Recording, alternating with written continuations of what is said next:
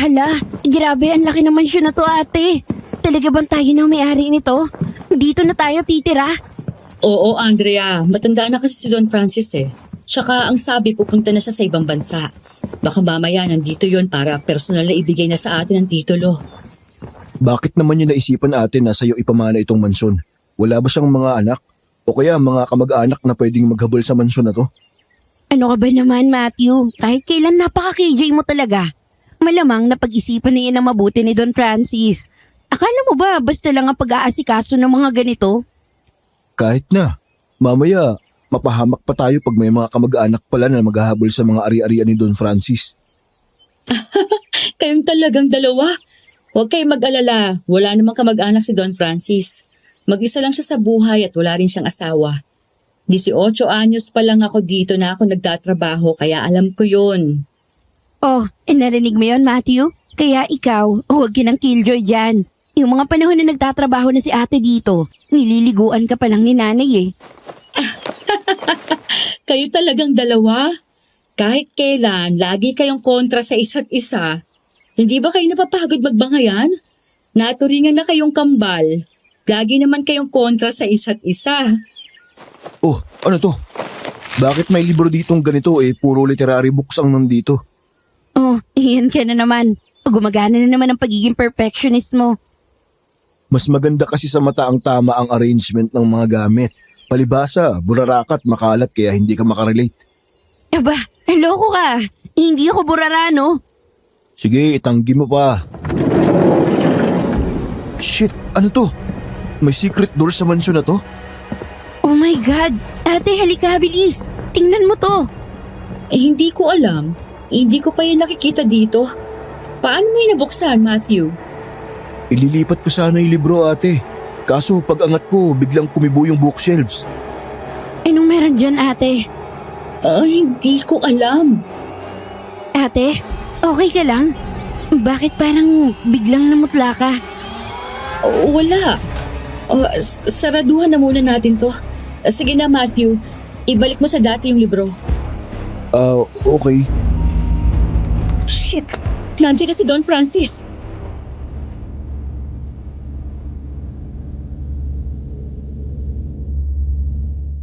Magandang araw po, Miss Ligaya. Tawagin niyo na lang po ako sa pangalang Andrea. Isa po akong nurse ngayon. Pero ang confession ko pong ito ay nangyari noong ako'y magpo-4th year college pa lamang. Nangyari po ito sa ipinamanang mansyon ng amo ng aking panganay na kapatid na itago na lang po natin sa pangalang Alisa. Ang totoo po niyan, Miss Ligaya, ang i-confess ko sa inyo ngayon ay isang lihim na matagal ko nang itinatago. Isang pangyayaring naganap nang matuklasan namin ng isang nakatagong silid sa loob ng lumang library ng mansyon. Sa unang tingin, ordinaryo lamang itong kwarto. Pero sa bawat araw na lumilipas, natutuklasan naming may mga bagay na hindi dapat nakita at may mga kwentong mas mabuti sanang hindi na lamang namin nalaman pa.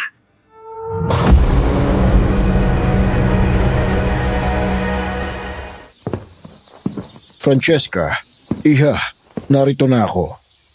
Magandang umaga po, Don Francis. Magandang umaga rin. Pasensya na kayo kung natagalan ako. Medyo traffic kasi sa daan. Naku, ayos lang po. Kararating lang din naman po ng mga kapatid ko. Galing pa rin po kasi sila sa Maynila eh. Sandali. Ito na ba ang mga kapatid mong sina Andrea at Matthew? Kami nga po. Ang gwapo niyo pa rin po, Don Francis. Parang hindi ho kayo tumatanda. Aba, nambola ka pa, iha. Aba, ang laki nyo na. Noong huli ko kayong nakita, mga elementary pa lang yata kayo. Kung hindi pa nga kayo kailangan isama ng atin ninyo sa trabaho ay hindi ko kayo makikilala. Opo nga po, Don Francis. Noong nag-high school na po kasi kami ni Andrea ay isinama na kami ng aming tiyahin sa Maynila para doon mag-aral. Ganun ba? Ay, kamusta iho? Nakapagtapos ba kayo ng kolehiyo? 4th year college pa lang po kami ngayon darating na pasukan. Huminto din po kasi kami ng 2 taon pagkatapos ng senior high. Ibig sabihin, babalik pa rin kayo sa Maynila? Opo. Kung ganun, may iwan ka pala ulit dito mag-isa, Eliza. Opo nga po, Don Francis. Kaya susulitin ko na rin po itong 2 buwang bakasyon habang nandito pa sila sa probinsya. Nako, tamang-tama yan para may kasama ka rin dito sa mansyon sa unang araw mo bilang may-ari. Opo nga po, Don Francis. Mabuti na lang rin na taon na bakasyon sila. Oo nga pala, maupo muna tayo. Sige po. Francesca, iha, ilang taon ka na nga bang nagtatrabaho sa akin dito? Mahigit 10 na, hindi ba? Opo, Don Francis. 18 po ako nung nagsimula magtrabaho sa inyo at ngayon po, 29 na ako. Tingnan mo nga naman, ang bilis ng panahon. Nakakalungkot din lang isipin na kailangan ko nang iwan ng mansyon na ito. Pero mabuti na rin na alam kong nasa mabuting kamay ang pangangalaga ng mansyon na ito. Salamat po ulit sa biyayang ito, Don Francis. Hanggang ngayon, parang hindi pa rin po ako talaga makapaniwala. Maniwala ka na, Eliza. Hindi ko naman ipapamana sa iyo ang mansyon na ito kung hindi ka karapat-dapat. Salamat po. Don Francis, pwede po ba magtanong? Oo naman, iho. Ano yon? Ano pong meron doon sa book? Ang gusto po niyang itanong kung pwede ba niyang mahiram yung mga libro sa bookshelves. Mahilig po kasi magbasa itong kapatid ko eh. Yun ba? Oo naman, iho. Ang lahat ng iiwan ko dito ay sa inyo na. Kaya kung anong gusto ninyong gawin ay malaya kayo. Pero umaasa ako na pangangalagaan nyo naman ang lahat ng may iwan ko rito. Lahat pa naman ng halos sulok ng mansyon na ito ay importante sa akin. Salamat po, Don Francis. Opo, iingatan ko po ang mga libro ninyo. Anyway, ang mabuti pa ay simulan na natin ang pagtalakay sa mga papeles. Una sa lahat, may ibibilin muna ako sa inyo. Tandaan ninyo, ang mansyon na ito ay malaki at ang bawat sulok ay may kwento. Sana'y ingatan ninyo ang bawat isa sa kanila. Huwag kayong mag-alala sa mga papeles na iayos na ng abogado ko ang titulo. Siya na rin ang magdadala noon dito. Si Attorney Anita De Castro na ang bahala sa lahat. Sa oras na mailipat na sa inyo ang titulo, wala nang ibang pwedeng maghabol pa. Nakapangalan na ito sa iyo, Eliza. Ang tanging hiling ko lang ay alagaan mo ang lugar na ito. At higit sa lahat, ang mga sarili ninyo. Salamat po, Don Francis. Pero bakit po sa amin? Hindi po ba kayo mag-iiwan ng kahit ano para sa mga kamag-anak ninyo? Hindi mo pa ba napapanggit sa kanila, Eliza? Nabanggit ko na po, Don Francis. Siguro po, hindi lang makapaniwala mga kapatid ko na isang katulong na katulad ko, nagmamana ng ganito karangyang mansyon. Ganun ba? Hindi ko naman kayo masisisi. Bihira naman talaga ang mga sitwasyon na ganito. Pero totoo ito, Matthew at Andrea. Wala naman kasi akong pamilya na pwede kong pagbigyan ng mga ari-ariang ito. Hindi ko rin naman kayang pabayaan na lang. Pero hindi naman po sa hindi kami natutuwa sa biyaya ninyo, Don Francis. Nagtataka lang po ako kung bakit ninyo iiwan itong mansyon kung importante pala sa inyo ito. Ano ka ba naman, kuya? Kanina ka pa tanong ng tanong. Manahimik ka na nga lang. Bakit ba? Sa gusto kong malaman eh. Wala namang problema sa akin ang sumagot. Ang totoo niyan, maraming masasayang alaala ang bahay na ito. Pero marami rin ang malungkot. Tumatanda na ako. Hindi na mabuti para sa akin na laging naaalala ang mga bagay na nakakapagpalungkot sa akin. Dahil naapektuhan ang kalusugan ko. Ganun ho ba? Grabe no? Hindi ko po akalain na marami pa ring malulungkot na iniinda ang mga mayayaman na katulad ninyo, Don Francis. Oo naman, iha. Kung alam ninyo lamang ang pinagdaanan ko dito noong binata pa lamang ako. Noong mga panahong nawala sa akin ang asawa at anak ko. Asawa po? Pero sabi niyo po, nag-iisa lang kayo. 20 anyos lamang ako nang ikasal ako sa aking nobyang si Kristen. Galing siya sa isang mahirap na pamilya, pero napakamaalaga at mapagmahal na asawa. Sa totoo lang, sa 2 taong pagsasama namin, wala na akong mahihiling pa. Nasa kanya na ang lahat ng hahanapin ng isang lalaki sa babae. Pero sa kasamaang palad, isang malagim na pangyayari ang kumitil sa kanyang buhay. Kasama ang anak naming lalaki na 1 taon pa lamang noon. Hala, grabe naman po. Ang sakit siguro ng pinagdaanan ninyo, Don Francis. Imagine, sabay pa nawala ang mag-ina ninyo. Ay, Diyos ko. Kung ako siguro yun, siguradong mawawala ako sa sarili. Pero bakit naman po sila namatay? Anong trahedya po ang kumitil sa buhay nila, Don Francis? Kung hindi niyo po mamasain ang tanong ko ha. Namatay sila sa sunog. May masasamang tao ang pumasok sa mansyon na ito para magnakaw. Pero nang maabutan sila ng asawa ko, sinunog nila ang bahay at huli na ang lahat nang makarating ako. Po? Ibig sabihin po, Don Francis, nasunog na po ang bahay na ito? Oo, pero huwag kayong mag-alala. Pinarenovate ko naman ang lahat ng nasira, kaya masisiguro ninyong nasa maayos na kondisyon ang mansyon na ito. Isa pa, hindi rin naman gaanong kumalat ang apoy.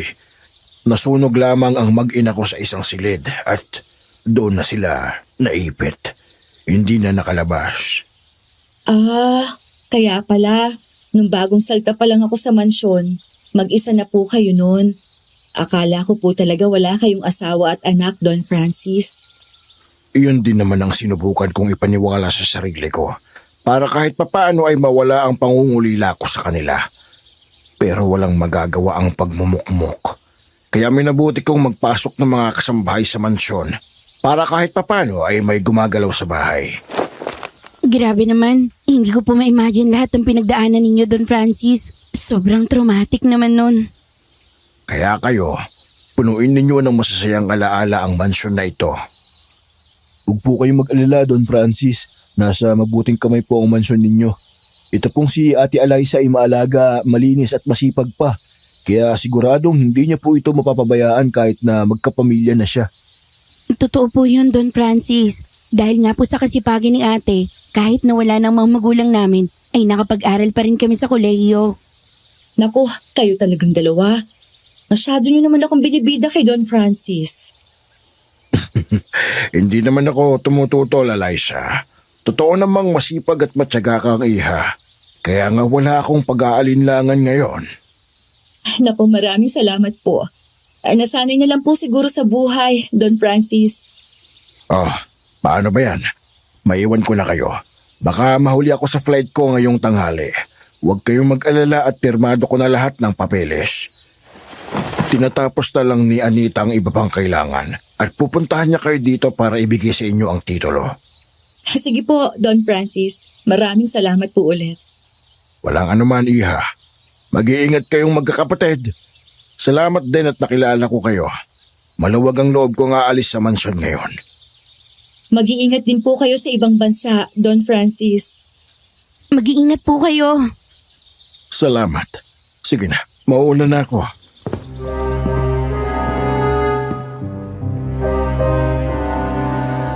Nang makaalis po noon si Don Francis, tila ba naantig yung puso ko sa kwento ng buhay niya. Hindi ko maiwasang isipin na napakaswerte namin dahil sa amin napunta ang mansyon na yon. Para po kasi sa akin, Miss Ligaya, ang mga bahay na may masasakit na alaala, ngunit pinipiling tirahan ng matatapang na tao ay isang biyaya. Hindi naman po lahat ng tao ay puro sarap lang ang buhay. Mas mahalaga kung paano nilang hinaharap ang bigat ng nakaraan. Pero syempre, hindi lahat ay sumasang-ayon sa pananaw kong yon.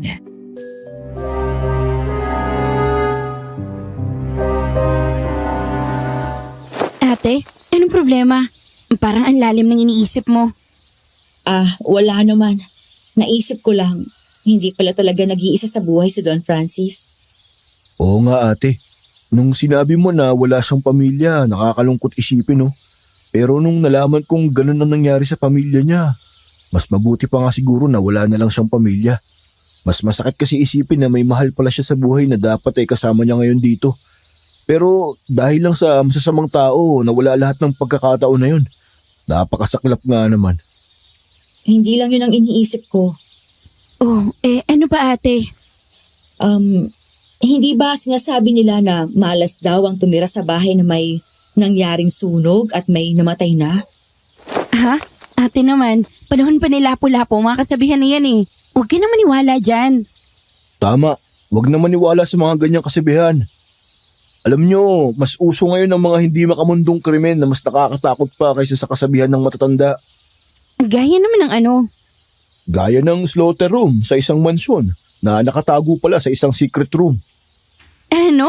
Grabe ka naman, Matthew. Alam mo, nakakainis ka talaga. Mamaya isipin ko nga na slaughterhouse yung secret room na nakita natin. Mapapraning pa ako dito nung wala sa oras dahil sa'yo. Duwag ka pala eh. Oh, bakit ikaw? Kaya mo bang alamin kung anong laman ng secret room na yon? Oo naman, bakit hindi?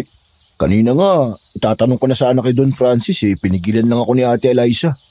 Ayoko naman kasing isipin niya na nakikialam ka agad tayo dito porket ibibigay niya sa atin, di ba? Kung ano man ang laman ng secret room na yon, pabayaan na lang natin. Ano? Okay lang sa'yo ate na may isang kwarto dito sa mansyon na hindi mo alam kung ano ang laman? Hindi rin naman ako komportable na usisain pa yan.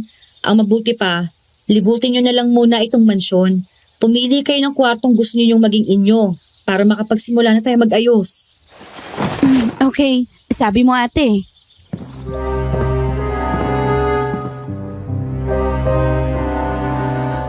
Habang abala kami sa paglilibot sa mansyon, pansin ko ang pagiging tahimik ni Ate Alisa. Lumipas ang ilang araw ay naging abala kami sa pag-aayos ng aming mga kwarto at sa kabuuan ng mansyon.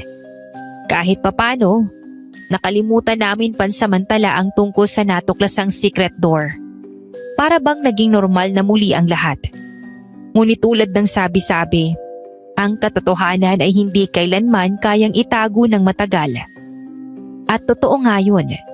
Dahil isang gabi habang nag-iisa ako sa sala at nagbabasa, bigla akong narinig ang mahihinang kaluskos mula sa library. Sa unay parang hangin lamang. Ngunit nang tumagal, naging malinaw ang bawat tunog ng mga papel na gumagalaw at mga paang tila dahan-dahang naglalakad. Doon nagsimulang manindig ang balahibo ko, Miss Ligaya. Sino yan? Ate? Kuya Matthew? Wala akong nakuhang sagot, Miss Ligaya. Ngunit lalo pang lumakas ang tunog nun. Para bang may naglalakad at may hinahalungkat. Kinabahan man ako. Napagdesisyonan kong usisain kung sino ang gumagawa ng ingay. Dahan-dahan akong lumapit sa library at maingat na humakbang sa sahig upang hindi marinig ang aking mga yapak. Nang sumilip ako sa maliit na awang ng pinto, tumigil ang paghinga ko. Nakita ko si Alisa. Mukhang may hinahanap siyang partikular na libro. At sa sobrang pagkaabala niya, hindi man lang niya napansin ang presensya ko. Ang kanyang mga mata noon ay parang sabik, halos desperado. Habang pinapadaan niya ang mga daliri sa mga lumang librong natatakpan ng alikabok. Hanggang sa huminto siya at maingat na hinugot mula sa pinakaitaas na bahagi ng estante ang isang luma at kupas na journal. Hindi yun basta ordinaryong libro, Miss Ligaya, sapagkat para bang may bigat itong dala. At kahit mula sa kinatatayuan ko noon, dama ko ang kakaibang presensya nito.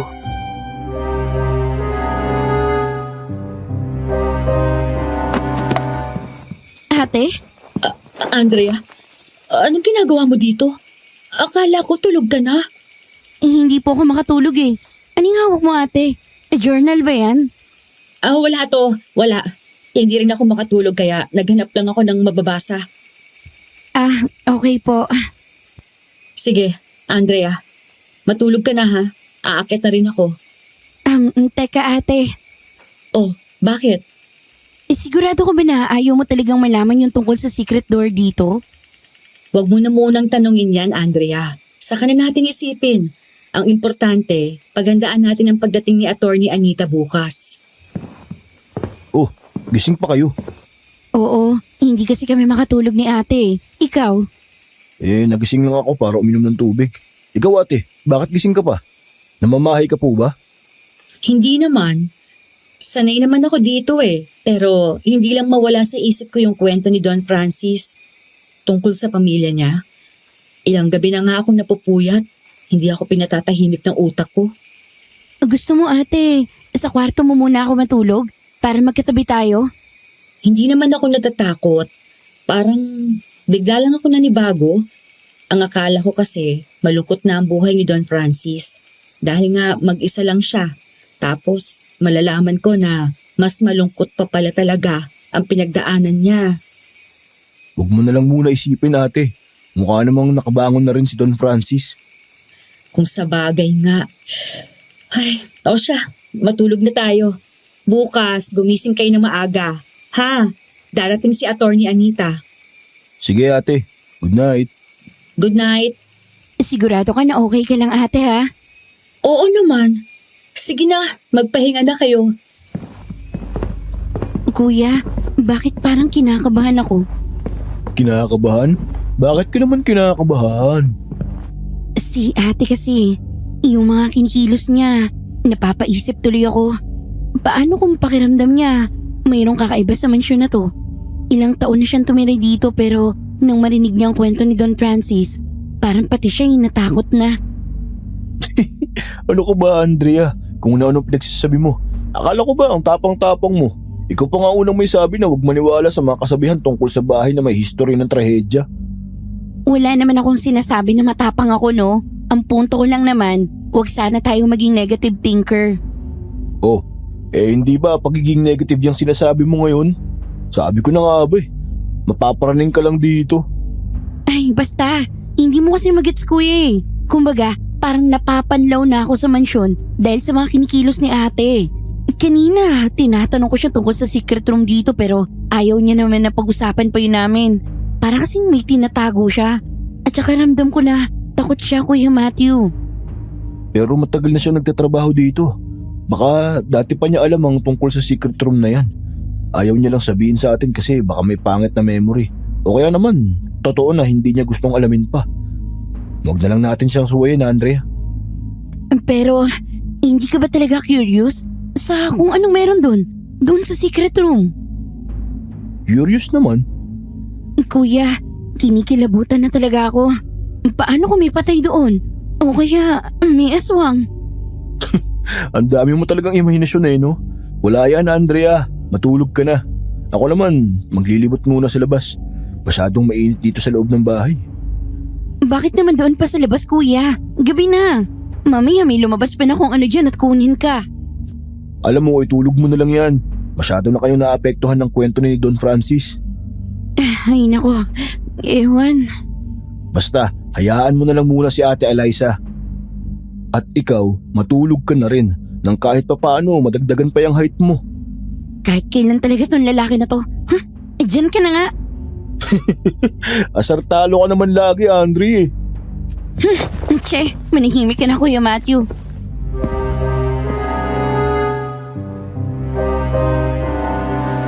Umakyat na ako noon sa itaas, Miss Ligaya. Pero sa pagmamadali ko, ay hindi ko na malayang hindi ko pala naisara ang pinto ng aking kwarto. Habang nakahiga, ay unti-unti na akong dinadalaw ng antok. Bigla akong nagitla nang marinig ko yung tatlong malalakas na katok. Nang lingunin ko ang pintuang nakabukas, papaalis na roon yung figura ng isang matandang babae. Nakabistida ng puti at may mahabang buhok. Sa gulat ko, ay agad akong napabalikwas ng bangon at tumakbo sa pintuan upang tignan kung sino ang matandang yun. Ngunit kahit anong hanap ko sa hallway, ay hindi ko siya makita. Tumaas ang mga balahibo sa bato ko noon, Miss Ligaya. Hindi ko na rin nagawang matulog pa sa sarili kong silid ng gabing yun at pinili kong kumatok sa katabing kwarto ni Ate Alisa.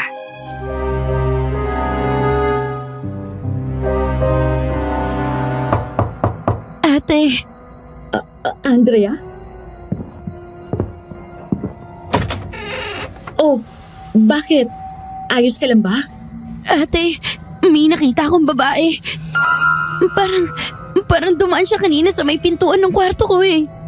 Ate, natatakot ako. Ha? Sigurado ka ba, Andrea? Opo ate, nagising kasi ako na may kumatok sa pinto. Tapos hindi ko pala naisara. Kaya Ayun, nakita ko talaga yung matandang babae na dumaan sa harapan ng kwarto ko. Teka nga, pumasok ka muna dito. Halika. Bakit ba kasi hindi ka nagsasara ng pintuan ng kwarto mo eh? Nakalimutan ko po kasi ate. Andrea, alalahanin mo, walang tao dito sa mansyon kundi tayong tatlo. Huwag kang nagbibiro ng ganyan. Ate, hindi naman po ako nagbibiro eh. Nakita ko naman talaga. Ang mabuti pa, dito ka na muna matulog sa kwarto ko. Sige na, halika, dito tayo. Thank you, ate. Oh, ayan. Malaki naman tong kama. Paniguradong kasya tayong dalawa. Pero ate, hindi ba sabi ko huwag tayong maniwala sa mga lumang paniniwala? Oh, Pero bigla po akong kinabahan eh. Paano ako masama nga ang tumira sa bahay na may pangit na pangyayari? Paano kumimulto dito? alam mo, Andrea, ilang taon na ako dito. Palagay mo ba tatanggapin ko itong mansyon kung may nagpaparamdam dito? Ang mabuti pa, oras na may ibigay na sa atin ng titulo, magpa-house blessing tayo. Siguro nga po ate. Para naman kahit papano eh. Sigurado tayo. Sige na, magpahinga na muna tayo, Andrea.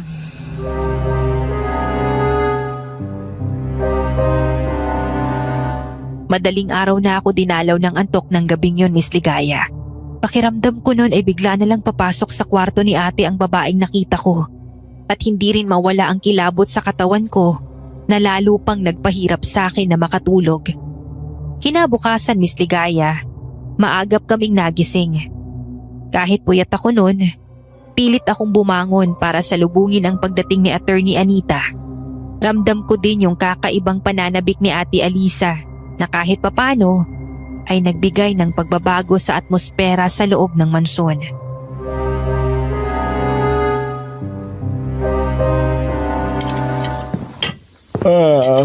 Grabe ang aga nyo. Kahit gaano pa kalaki itong mansyon, ang hirap ituloy ang tulog sa ingay ninyong dalawa. Ikaw lang naman ang huli palagi. Anong oras na kaya kuya? 8 a.m. na oh. Ang dami na nga nagawa ni ate tapos ikaw, kakagising mo na nga lang, nagre-reklamo ka pa. Ano pa nga ba? Bunso ka kaya dapat mas masipag ka. Hala, ganun ba yun? Tama na kayo. Andrea, pakitulungan mo ako maglatag ng mesa. Matthew, ikaw na bahala sa pag-ayos ng sala, ha? Sige ate. Ate, anong oras daw darating si Attorney Anita? Sabi ni Don Francis bago magtanghali. Kaya dapat maayos na ang lahat bago siya makarating. At anong gagawin niya dito ate? Ipapakita ba yung titulo o final na ibibigay na sa atin?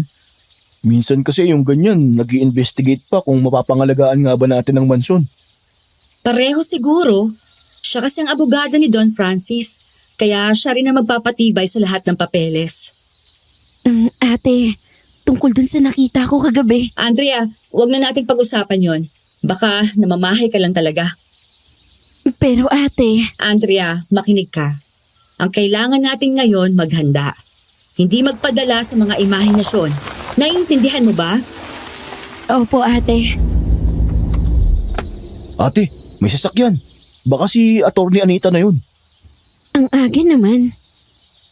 Maayos kayo, ha? Ako nang magbubukas ng gate. Sige po.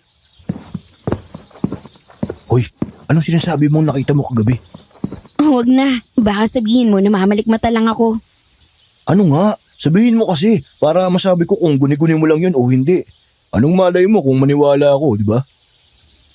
Kagabi kasi, nakalimutan ko isara ang pintuan ng kwarto ko. Tapos, bigla na lang ako nagising. May kumatok. Pagdilat ko, nakita akong papaalis na yung matandang babae. Seryoso ka? Ay, sabi na nga be. Ay, ayoko na lang ikwento sa'yo. Hindi ka na naman maniniwala. Baliw, naniniwala ako. Uwe, Oo nga, pero huwag ka masyadong matakot. Mamaya, pagkatapos umalis ni Attorney Anita, may ipapakita ko sa'yo. ano naman yun? Mamaya na nga, di ba? Magandang umaga sa inyo. Magandang umaga rin po, attorney. Pasok po kayo. Salamat. Aba, malaki na ang pinagbago mo, Eliza. Parang hindi ka tumatanda. Ang bata mo pa rin tingnan.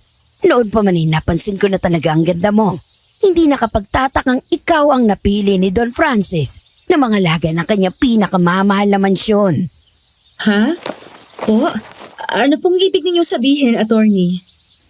Nako, kararating ko palang napapadaldal na ako. Nga pala, nandito daw ang kapatid mo. Nasaan sila? Magandang umaga po, attorney. Magandang umaga po. Ang laki nyo na. Last time I saw you mga bata pa kayo. Kumusta na kayo? Ayos naman po ako, attorney. Magandang araw sa inyong lahat. Upo na muna tayo at simulan na natin ang pag-uusap. Okay, as you all know, ipinamana ni Don Francis ang lahat ng ari-arian niya sa iyo, Eliza. Kasama na dito ang mansyon na ito. Maraming salamat po, attorney. Sobrang nagpapasalamat po talaga kami kay Don Francis. Sobrang laking blessing po nito. Wala yon, Eliza. Alam mo namang mahal ka ni Don Francis. Anyway, let's get to the point. Dito sa mga papeles na to, nakasaad ang lahat ng karapatan at responsibilidad mo bilang bagong may-ari ng mansyon.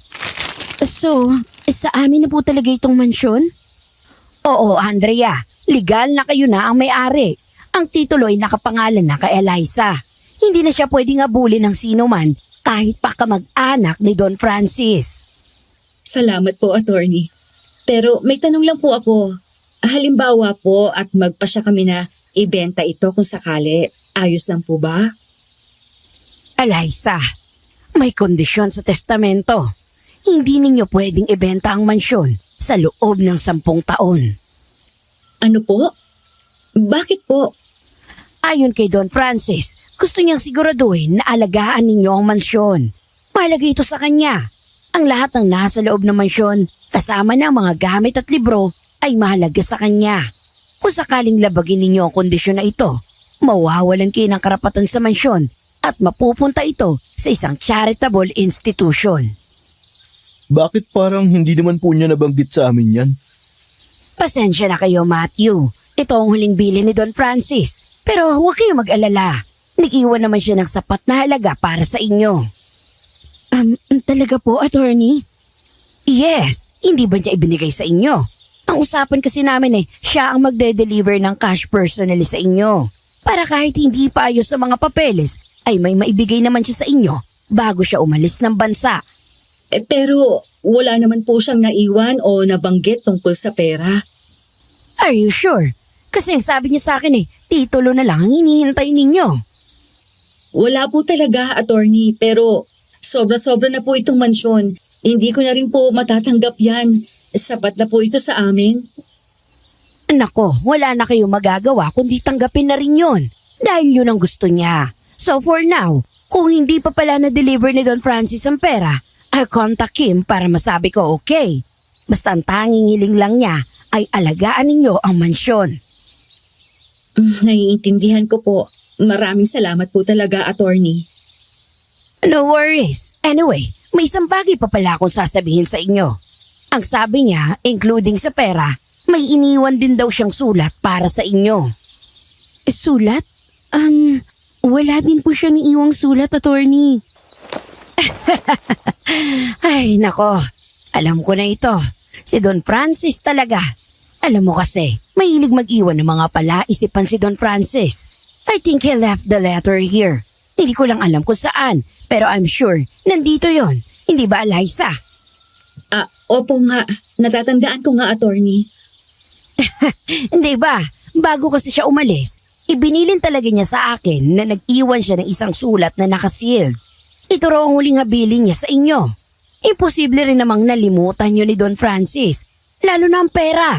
Kaya panigurado akong nandito lang yun sa mansyon. Alam niyo, sadyang malaro si Don Francis. Palibasa mag-isa sa buhay. Okay naman na po kami sa mansyon. Pero nakakahiya naman kung hindi namin hahanapin yung sulat. Isa pa, baka may ibang bilin siya doon. Oo nga. Ang mabuti pa pagkaabalahan nyo na lang ang paghahanap ng letter. Isa pa, wala rin kayo masyadong pinagkakaabalahan pa sa mansyong ito. Oo nga po, attorney. Medyo nakakainip na nga rin po. Oh, paano ba yan? Maiwan ko na ulit kayo. Hindi po ba muna kayo mag-aalmusal? Naghanda po kami ng makakain. Ay nako, pasensya na kayo ha.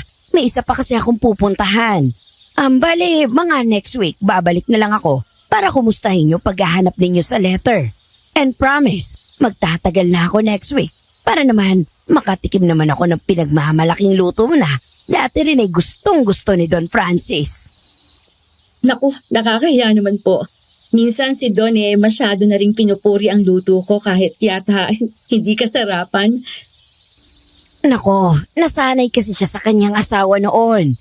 At hindi naman masama ang ugali ni Don. Appreciative din siya lalo na sa mga bagay na ginagawa ng ibang tao para sa kanya. O siya, napatatagal na naman ako. Salamat sa inyo ha. I have to go. Maraming salamat po ulit, attorney. Ingat po. Salamat po. Paano yan? Mukhang magti-treasure hunt muna tayo dito, ate. Oo nga eh. Ano kayang trip ni Don Francis at bakit hindi niya lang ibinigay ng personal? Tsaka grabe, hindi pala pwedeng ibenta tong mansyon?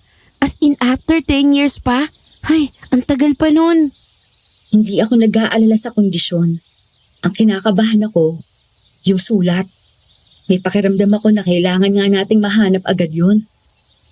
Paano kung yun yung purpose ng secret door, ate? Kasi di ba naglinis na tayo dito? So sana nakita na natin yun, di ba? Hindi, mali ka, Andrea.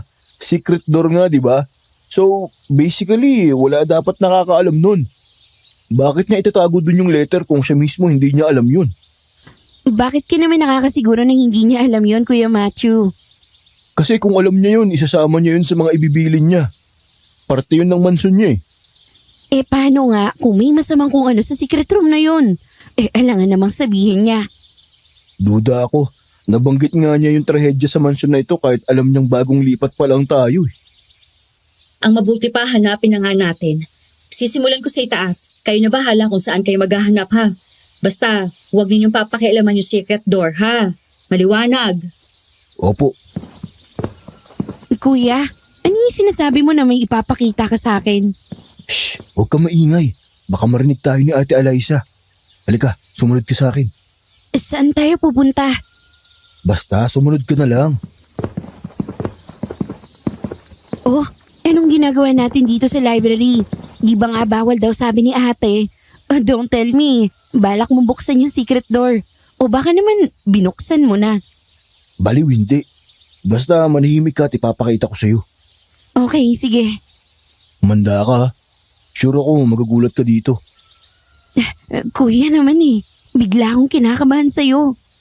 Puro naman si Kabe. Sabi mo gusto mong malaman yung ipapakita ko. Oo, pero... Huwag kang matakot. Wala namang lalabas na multo dito eh. Siguraduhin mo lang hindi pa naman mawala sa isip ko yung nakita ko kagabi. Trust me, walang multo dito.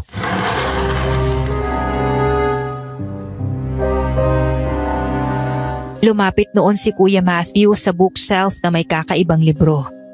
Dahan-dahan niya itong inangat at pag-angat niya, Miss Ligaya, gaya ng inaasahan ko, ay biglang gumalaw ang buong bookshelf.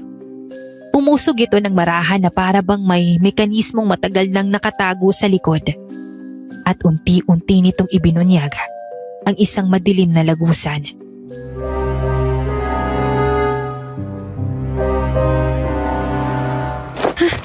Diyos ko, kuya, paano nangyari to? Ano to? Sabi ko sa'yo, magugulat ka eh. Ito yung secret door na nakita natin dati. Tignan mo, pader na lang. Wala na yung pinto. Imposible. Hindi yan imposible.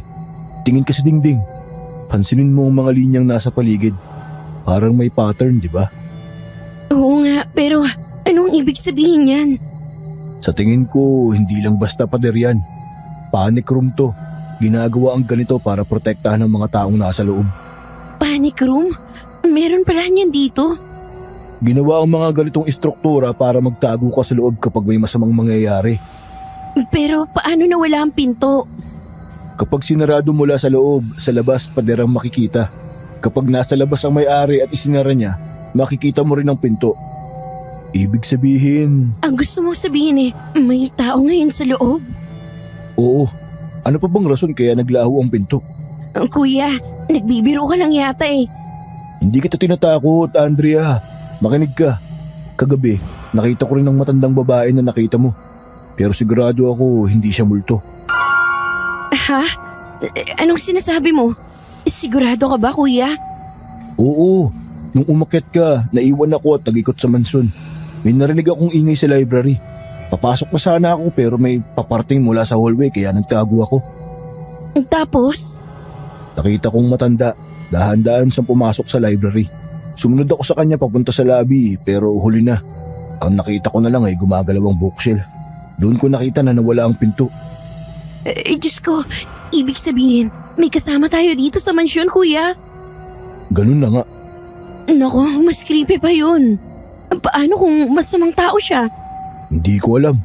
Pero nung nakita ko siyang pumasok kagabi, parang bata ang kilos niya. Diyos ko, anong gagawin natin? Kailangan sabihin natin kay Ate Eliza. Sandali, Bakit? may kutob ako na alam din ni Ate Eliza ang tungkol dito. Ha? Sigurado ka? Hindi pero ramdam ko. Bakit mo naman iisipin yun? Hindi mo ba nakikita na takot din si ate? Ewan ko, iba talaga ang pakiramdam ko. Basta, wag mo muna sabihin kay ate. Baliw ka, kuya. Siyempre magagalit yun kapag nalaman. Kailangan lang natin maging maingat. Pag nagkaroon ako ng pagkakataon, gusto ko munang makita ang loob. Kuya, nababaliw ka na ba? Anong akala mo dito? Pelikula? Horror movie?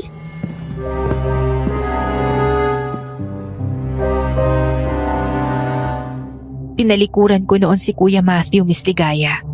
At umakyat ako sa ikalawang palapag upang puntahan si ate sa kanyang kwarto. Bahagyang nakaawang yung pinto kaya nasilayan ko siya mula sa maliit na siwang. Nakita ko siyang umiiyak habang hawak ang isang nakabukas na journal na wari binabasa niya. Naguluhan ako bigla noon, Miss Ligaya. Dahil alam kong mula sa library ang journal na yon. Hindi ko rin alam kung kanino yon. Ngunit ang makita si ate na umiiyak dahil dito ay talagang nakapagtataka. Kaya imbis na ituloy ang bala kong kumatok, umurong na lamang ako noon. Gaya ng gusto ni Matthew. Pagsapit ng gabi, hindi ako makatulog kaya nagpasya akong lumabas ng kwarto. At sa mismong pagbukas ko ng pinto, saktong lumabas din si Kuya Matthew mula sa kanyang silid.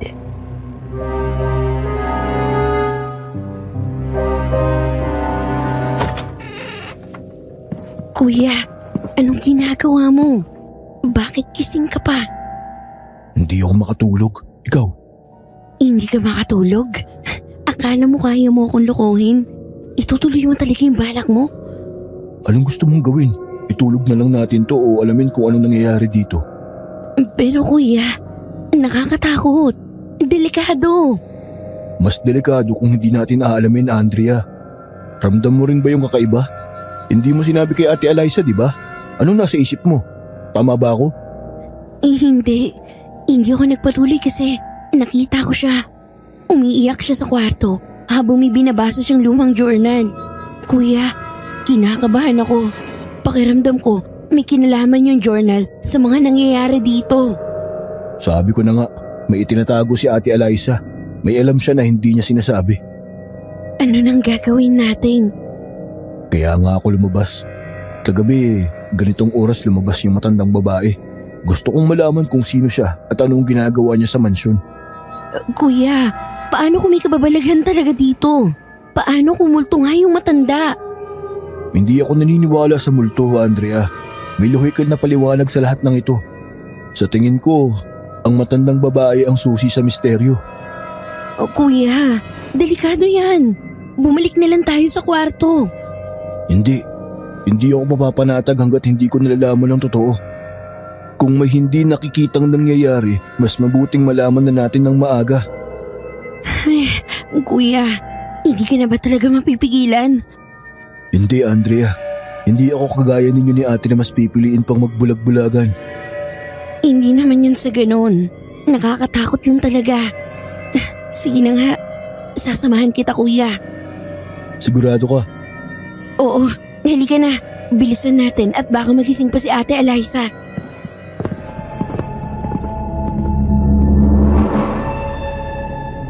Nakatago kami noon sa ilalim ng mababang lamesa na patungan ng mga stump at iba pang papeles. Kasama na rin ang ilang luma at sirang libro. Mula sa pagkakasilip namin sa ilalim, biglang gumalaw ang bookshelf, Miss Ligaya. Bumungad sa amin ng isang puting pader na agad namang umurong at tuluyang bumukas.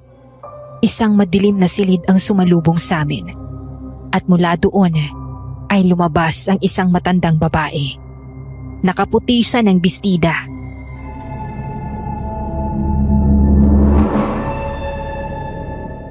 Kuya, anong gagawin natin? Diyan ka lang. Susundan ko siya. Ha? Ayoko, kuya. Hoy, huwag mo naman akong iwan dito. Natatakot na nga ako eh. Hoy, kuya. Ano ba? Nakakainis naman to si kuya eh. Sinabi na nga ayoko mag-isa eh. Bahala na nga. Nasaan ba ang switch dito? Ay, mabuti na lang may dala ako cellphone. Teka, ano to? Bakit may litrato dito ni Ate Eliza?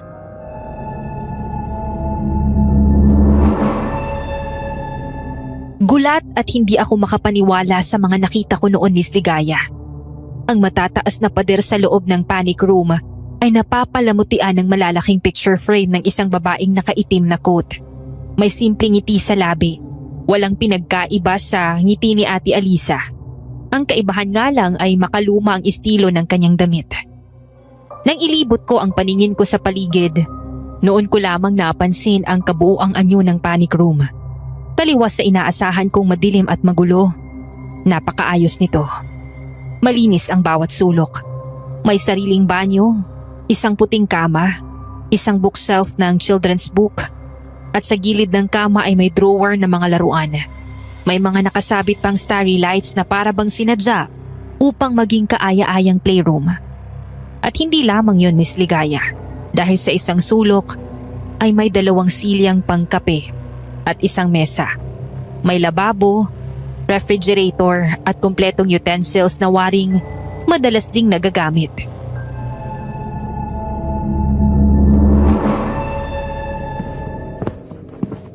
Sino ka? Ay, aswang! Sorry po. Alis na po ko. Sorry po. Sandali. Huwag ka munang umalis. Di ba? Ikaw ang kapatid ng mama ko. Ikaw si Andrea, hindi ba? Ha? Kilala mo po ako? Oo naman. Kapatid ka ng mama ko. Kaya ibig sabihin, tita kita. Ha? Hindi. Mali ho yata kayo ng pagkakaintindi. Hindi ko po kilala ang mama ninyo. Sandali ho ah. Bitawan niyo po ako. Lalabas na ako. Wag ka muna lumabas, Andrea. Baka malaman ni Matthew na nagtatago ako dito.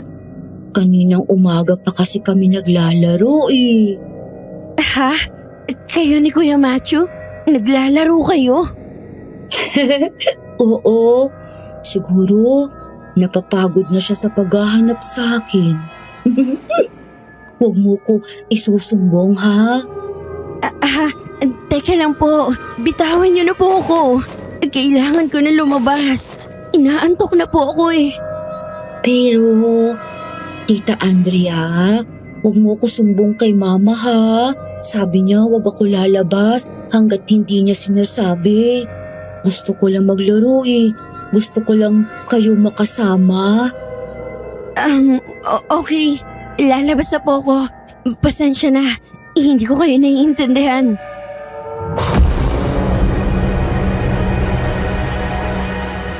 Parasado kong binawi ang kanang braso sa kanya at pagkatapos ay agad akong lumabas ng secret room.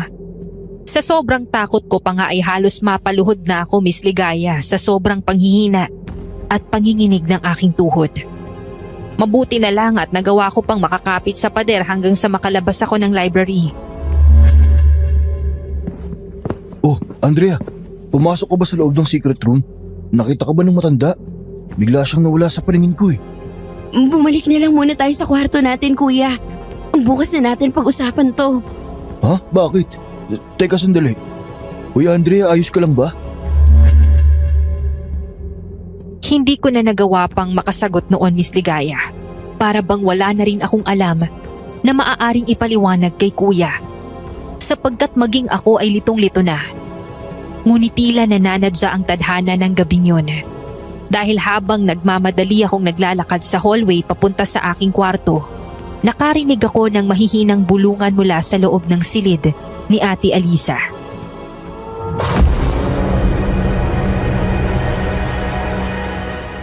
Francis, ano nang gagawin natin? May pakiramdam akong hindi naman gagana ang mga plano natin. Alisa, mahal. Huminahon ka muna. Ano ba ang iniisip mo? Nagiging maayos naman ang takbo ng mga plano natin, hindi ba? Hindi. May pakiramdam ako na naghihinala sila sa pagmamana ko ng mansyon. At si Miranda, nakita siya ni Andrea. Mahal, hindi mo ba talaga pwedeng alisin na dito si Miranda? Natatakot na sa kanya ang mga kapatid ko. Alam mo namang kailangan natin sila dito, hindi ba? Oo, alam ko, mahal. Kaya nga kailangan nating maging maingat. Konting tiis na lang. Malapit na. Kailangan lang natin makumbinsi silang maging kampante dito. Paano? Ha? Paano natin sila makukumbinse na manatili dito at magtiwala? Lalo na't natatakot na sila kay Miranda. Bakit kasi kailangan nandito siya, Francis? Hindi ko maintindihan. Dahil siya ang tulay natin, Alisa. Siya ang magbubukas ng daan para magawa natin ang ritual. Paano natin makukumbinsi ang mga kapatid mo na mag-alay ng buhay para sa atin kung hindi sila magtitiwala? Kung hindi sila magiging palagay ang loob sa mansyon na ito? Anong ibig mong sabihin, Francis? Alay ng buhay? Kailangan natin ang kanilang dugo, mahal. Ang dugo ng mga kapatid mo, sila ang susi para makamit natin ang lahat ng kapangyarihan at kayamanan na nararapat sa atin. Ito ang huling sakripisyo para bumalik na rin ako sa dati kong anyo. Ang kailangan lang natin gawin ay kumbinsin silang magtiwala sa atin na ang lahat ng ito ay para sa ikabubuti nila. Hindi ko kayang gawin yan. Mga kapatid ko sila. Paano ko gagawin yan? Ginagawa natin ito dahil mahal mo sila, hindi ba? Ginagawa natin ito para sa kanilang kinabukasan, para sa isang maayos na buhay. Huwag mo lang pigilan ang sarili mo, mahal. Matagal na tayo naghihintay para sa pagkakataong ito. Tandaan mo, kapag nagawa na natin ito, magiging malaya na tayo. Babalik sa atin ang lahat ng kinuha sa atin. At makakalimutan na natin ang lahat ng takot na nararamdaman mo ngayon. Paano ko sila kukumbinsihin, Francis? Paano ko sila haharapin matapos ang lahat ng ito? Madali lang yon. Mayroon tayong paraan, mahal. Ang pag-ibig mo sa kanila, ang pagmamahal mo sa kanila. Ipakita mo sa kanila na mahal mo sila. Bigyan mo sila ng lahat ng gusto nila. Iparamdam mo sa kanila na ginawa mo ang lahat para matustusan ang kanilang pangangailangan. At ngayon ay oras na para ibalik nila ang kanilang utang na loob sa iyo.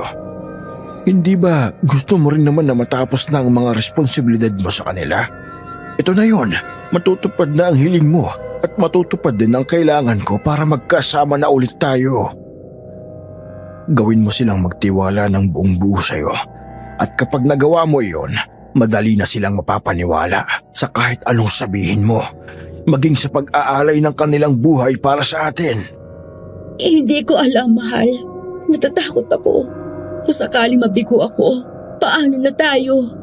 Paano ng mga kapatid ko? Hindi ko kaya mawala sila. Ayoko na rin na mas masama pang magiging tingin nila sa akin. Hindi ka mabibigo, mahal. Nagtitiwala ako sa iyo at lalong hindi ka magiging masama.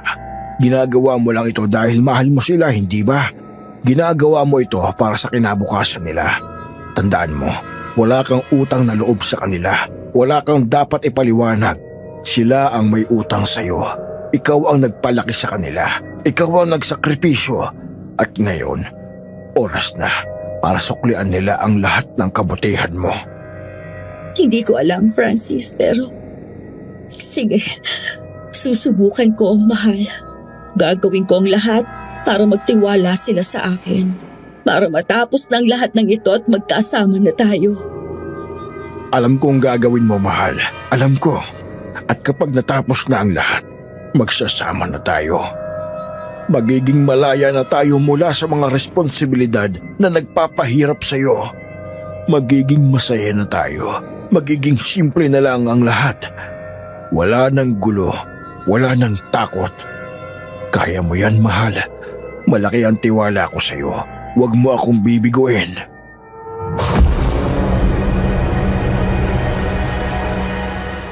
Luha ang kinabig ko noon ang aking bibig upang pigilan ang hikbi at dahan-dahang umurong para makalayo na mga oras na yon, Miss Ligaya. Ngunit sa pag-urong ko, natigilan ako nang makita ko doon si Kuya Matthew. Masama ang titig niya sa nakasaradong pinto. At bago ko pa siya mapigilan, malakas na niyang sinipa ang pintuan. Kuya! Mga hayop kayo!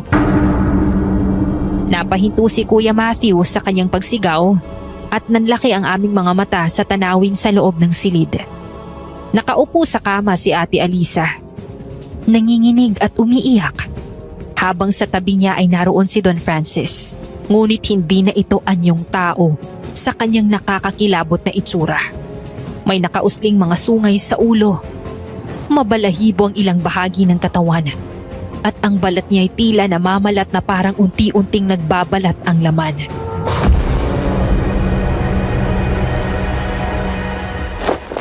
Ano yan, Ate Eliza? Sino yan? Matthew? Andrea? Anong ginagawa ninyo?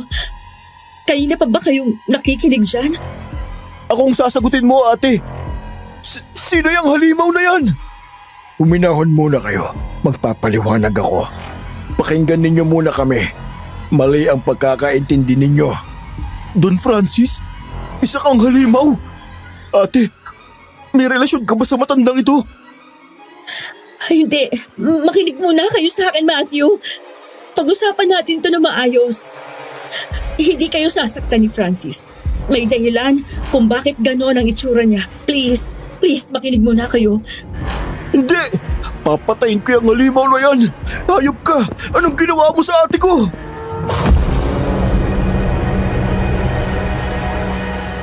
Tumakbo noon si Kuya Matthew papalapit sa nilalang. Ngunit mabilis itong lumundag patungo sa bintana at tumalon palabas. Hahabol pa sana si Kuya, ngunit huli na dahil biglang nagsara ang bintana na para bang walang nangyari. Ang naiwan lamang ay ang mga piraso ng basag na salamin na naggalat sa sahig. Tanging patunay ng lahat ng aming nasaksihan.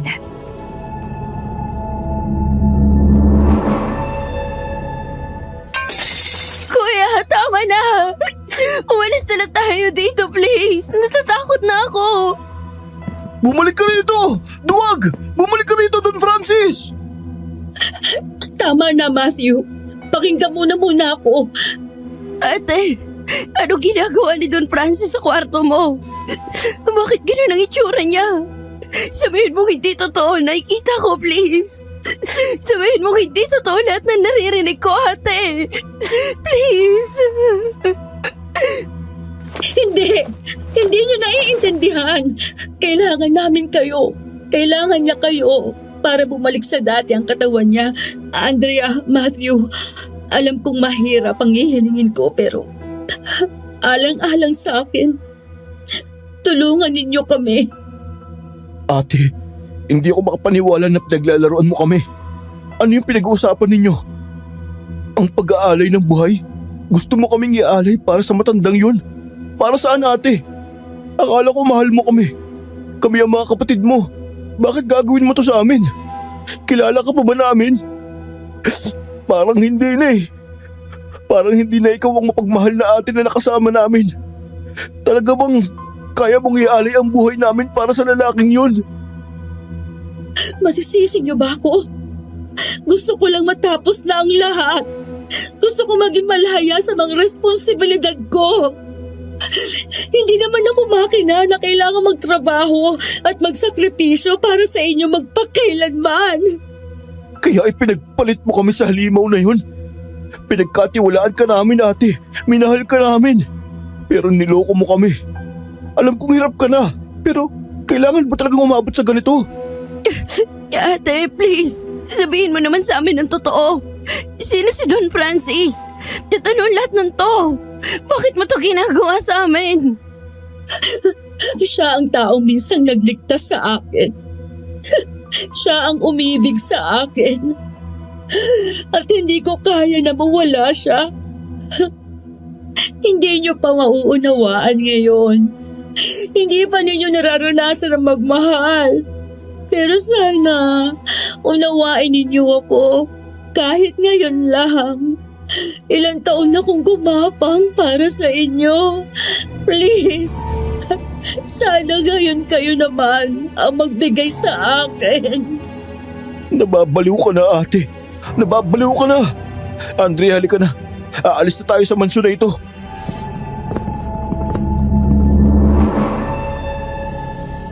Umiiyak akong sumama noon kay Kuya Matthew Mistigaya. Kahit na may bahagi pa rin sa akin na nag-aalala para kay Ate Alisa. Ngunit ang lahat ng mga narinig namin ay sapat na upang patunayan na hindi na siya ang kapatid na mapagmahal at inuuna ang kapakanan namin bago ang sarili. Siguro nga ay napagod na rin siya, Miss Ligaya. Gayunpaman, tanda kong dumiretso agad kami ni Kuya sa aming kwarto at nagsilid ng mga gamit at damit sa maleta. Ngunit bago pa man kami tuluyang makalabas ng mansyon, hinarang na kami ni Miranda.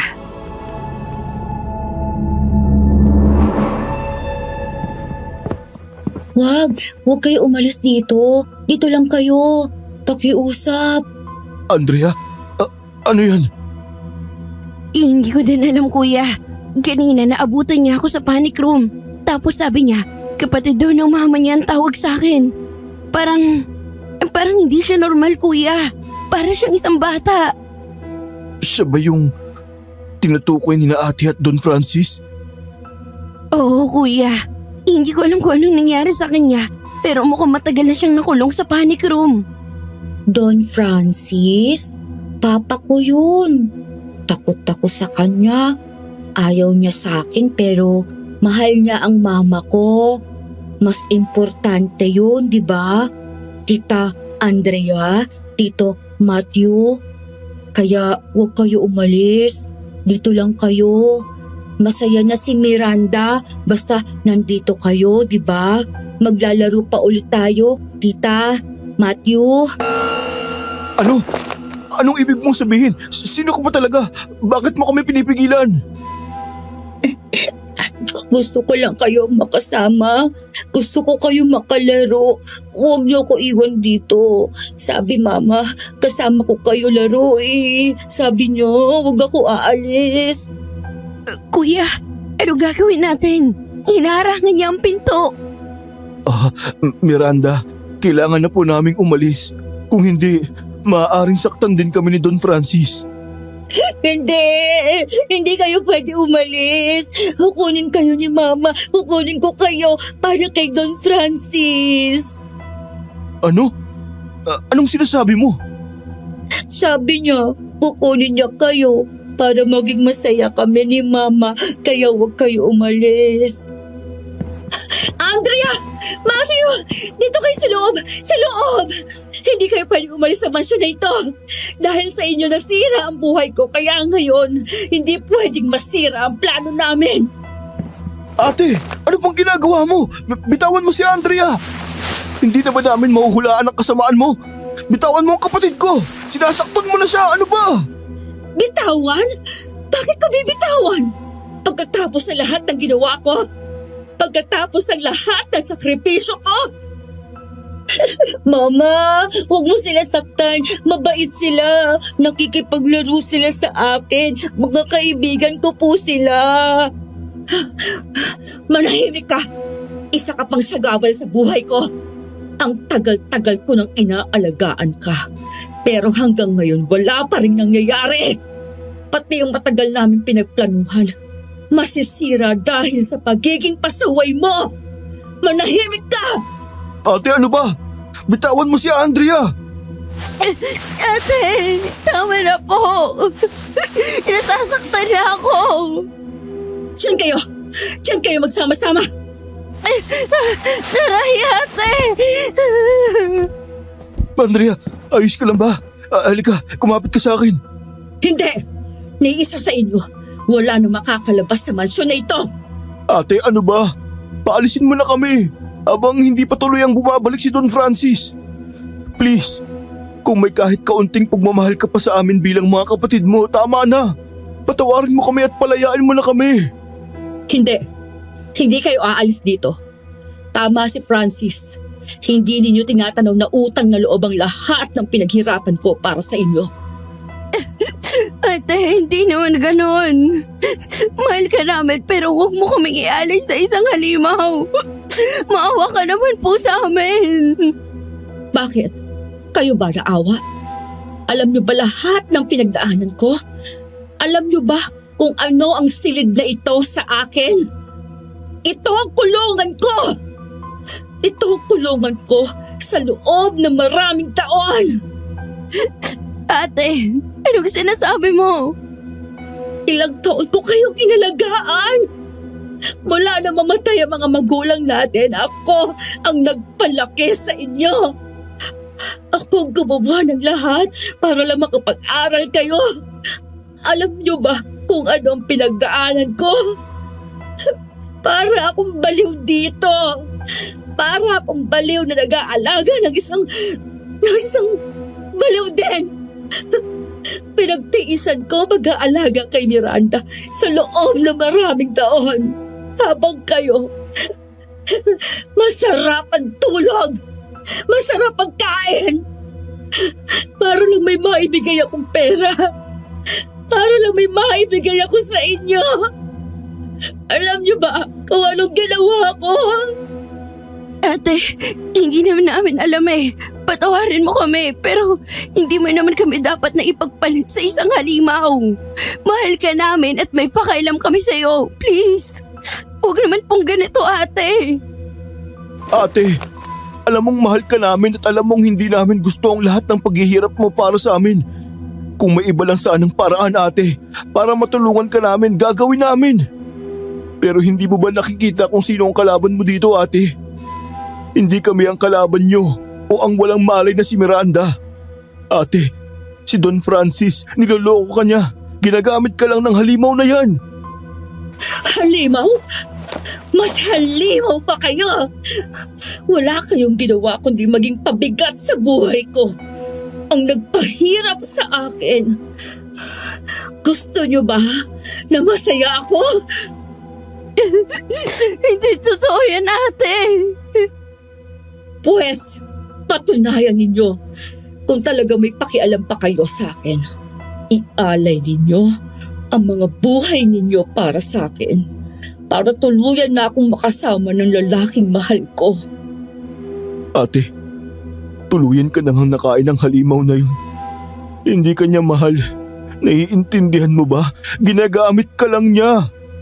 Ate, kamukha mo asawa ni Sir Francis. Nakikita mo ba itong mga pictures na to? Ito yung asawa niya, hindi ba? Hindi. Ako yan. Ang sabi ni Francis, pinapinta niya yan sa isang magaling na pintor. Hindi niyo ba nakikita? Nakatadhana kami. Kahit tadhana, pinapahayag sa kanya ang itsura ko. Hindi, ate. Hindi pinta to. Huwag ka magpaloko sa mga sinasabi ni Don Francis. Hindi totoo lahat ng sinasabi niya. Hindi ka niya mahal. Hindi totoo yan. Mahal ako ni Francis. Ako lang ang mahal niya. Ate, buksan mo. Ate, buksan mo to. Shit! Naunahan niya tayong sarduhan mula sa labas. Hindi na tayo makakalabas dito ngayon.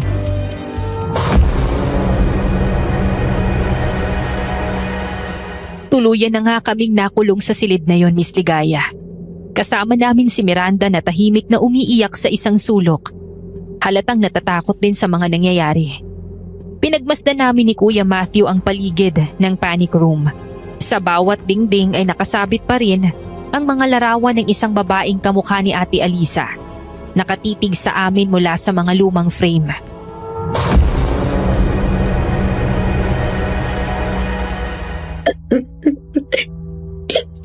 Tito, galit na galit si Mama. Hindi niyo po ba naintindihan na mahal niya lang si Papa? Manahimik ka. Dahil sa tatay mo at sa nanay mo, nakulong kami rito. Hindi mo ba nakikita? Nag-uusap po kami palagi ni Papa. Sabi niya sa akin, gusto lang niya maging masaya si Mama. Gusto niya makuha ni Mama lahat. Sabi po ni Mama, gusto lang din niya matapos ang pag-aalaga sa akin. Narinig ko po sila palagi. Sinasabi nila yon sa isa't isa eh. Kuya, tama na. Huwag mo siyang sigawan. Hindi niya alam ang ginagawa niya. Si Don Francis ang may kasalanan ng lahat ng to. Pero Andrea, bakit? Bakit niya ito ginagawa sa atin? Bakit niya tayo sinakripisyo para lang sa lalaking yan? Hindi ko alam, kuya. Pero kailangan nating mag-isip para makalabas dito. Kaya huwag mo na munang ilabas ang galit mo sa kasama natin. At saka, kuya, ang babaeng to. Palagi ko, siyang asawa ni Don Francis. Natatandaan mo ba yung sinabi ni Attorney Anita? Hindi na daw nakakagulat na pinamanahan si Ate Eliza ng mansyon. Siguro, ito ang pinupunto niya. Dahil kamukha ni ate, ang dating asawa ni Don Francis. Kaya din biglang malungkot si Ate Eliza nung nabanggit ni Don Francis ang tungkol sa asawa niya. Dahil hindi nga niya alam na may asawa pala siya. At posibleng ang anak niya ay si Miranda. Pero hindi pa rin malinaw ang lahat, Andrea. Anong ginawa ni Don Francis kay ate? Bakit napapaniwala niya ito? At si Miranda, bakit ganyan siya? Anong nangyari ba talaga sa mansyon na ito? Kuya, patahimikin mo muna ang sarili mo. Hindi ito ang tamang oras para magalit. Kailangan nating mag-isip. Sa tingin ko, hindi siya ang kalaban. Siya ang biktima. At sa tingin ko, siya ang anak ni Don Francis. At yung babae na nasa mga pictures, siguradong hindi ito si Ate Eliza. Siya ang asawa ni Don Francis. Hindi. Sinabi ni Don Francis sa atin na nasunog ang bahay, di ba? Na namatay ang pamilya niya. Sabi din niya, lalaki ang anak niya, hindi ba? Kuya, maniniwala pa ba tayo sa mga sinasabi ng halimaw na yon? Malamang, pakalat na kwento niya lang yun. Sino ba talaga ang papa mo? Si Don Francis? Anong klaseng nilalang siya? Galit si Papa. Kapag lalo pa siya nagalit, baka hindi na niya payag bumalik, Mama. Ayaw ko. Gusto ko ang mama ko. Miranda, di ba tita mo ko? At mga kalaro mo kami? Opo. Kung ganun pwede mo bang ikwento kung ano talagang totoong nangyari? Kasi noon, nalaman Mama ko ang sikreto ni Papa. Sabi ni Mama, wag na wag ako lalabas dito hanggang di niya sinasabi. Pero hindi na siya bumalik. Ang tagal kong hinintay si Mama. Buti na lang bumalik siya. May natatandaan ka bang sunog sa mansyon noon? Wala po. Sabi lang ni Mama nung araw na yon, dapat ako magtago dahil sa mga taong masama. Ibig sabihin, iniwan ng Donya ang anak niya dito dahil may nalaman siya tungkol kay Don Francis. Pagkatapos nun, hindi na siya bumalik. Ibig sabihin, ilang taon na siyang nakakulong dito. Kuya, lumabas lang siya nung dumating si Ate Eliza. Mukhang hindi pa rin siya pinapayagan lumabas ng tuluyan. Miranda, sabi mo takot ka sa papa mo. Bakit? Sinasaktan ka ba niya? Hindi po, pero sabi ni Papa, aswang daw siya. At nang malaman ni Mama, nagalit siya. Natatakot ako kasi tuwing gabi, nakikita ko siya. Kinakain niya mga kalaro ko. Yung mga pumupunta dito para ipagluto ako ng masarap na pagkain. Mga katulong ba ang ibig mong sabihin? Opo. Ilang taon ka nang nakulong ka dito sa panic room? Doon po, sa pader na yun. Binibilang ko bawat gabi ko dyan. Hindi pa rin ako pinapayagan lumabas ni Mama. Wala na ako masusulatan. Siguro dapat sa sahig na ako magbilang.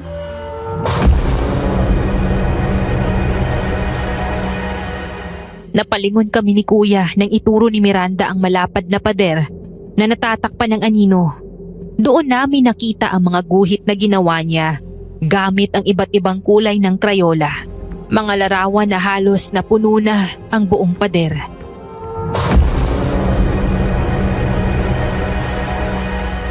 Paano kung may masamang nangyari sa Donya kaya hindi na siya nakabalik? At kung may nalaman siya kay Don Francis, paano kung siya ang ginawang biktima? Paano kung pinatay ni Don Francis ang asawa niya at ngayon si ate ang inahanda niyang ipalit? Hindi patay si Mama. Sabi ni Mama magtago ako sa loob nito eh. Sabi niya dito ako safe. Huwag ako lalabas. Pero ang nakikita mo ngayon ay ate namin. Hindi siya nanay mo.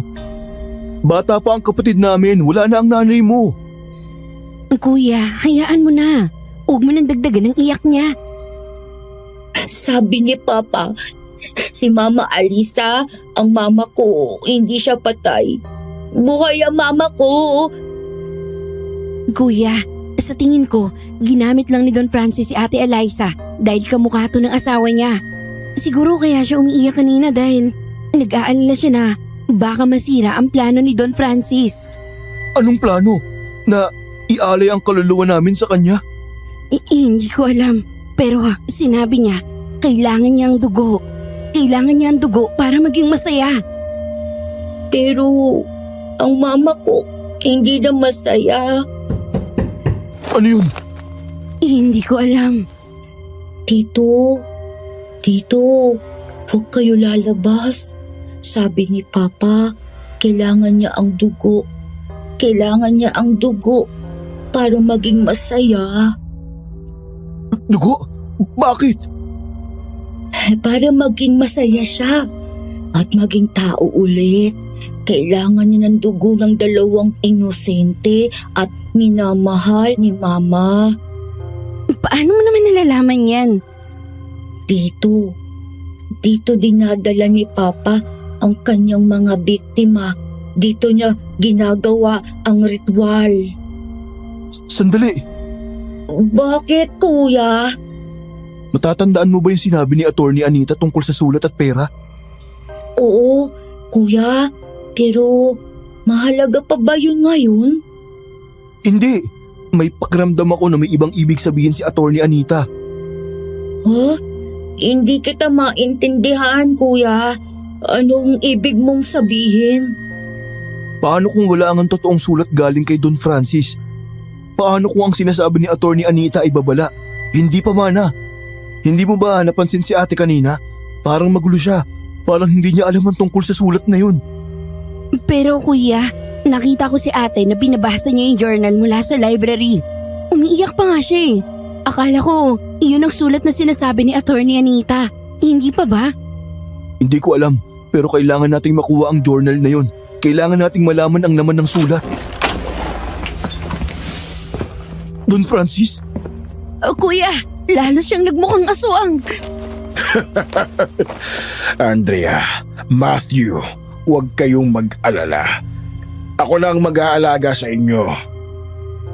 Ang kailangan lang natin ay maglaro.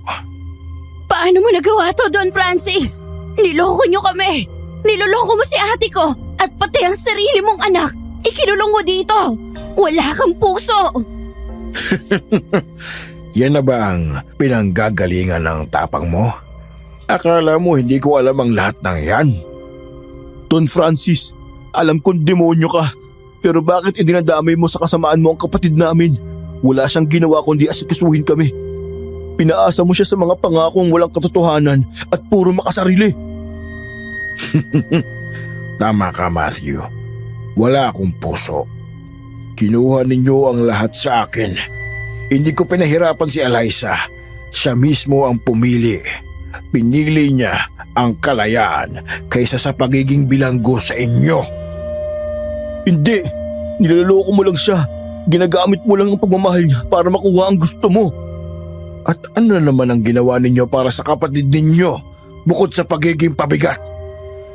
Sinabi ba ninyong mahal ko siya? Pinahahalagahan ba ninyo ang lahat ng sakripisyo niya? Hindi. Kayo mismo ang nagtulak sa kanya sa akin. Kayo ang sumira sa kanya. Hindi totoo yan. Ginawa namin ang lahat para maging masaya si ate. Hindi pa man sapat, pero hindi namin nililimot ang lahat ng sakripisyo niya. Masaya? Akala ninyo naging masaya siya sa pagiging isang pinagkait sa inyo? Sa bawat patak ng pawis niya para magbigay sa inyo, sa bawat luha niya. Nabulag kayo sa kasakiman ninyo. Nabulag kayo sa pagmamahal niya. Hindi kami bulag. Ikaw ang bulag. Kung mahal mo ang kapatid ko, hindi mo siya gagamitin para sa kapangyarihan mo. Kapangyarihan?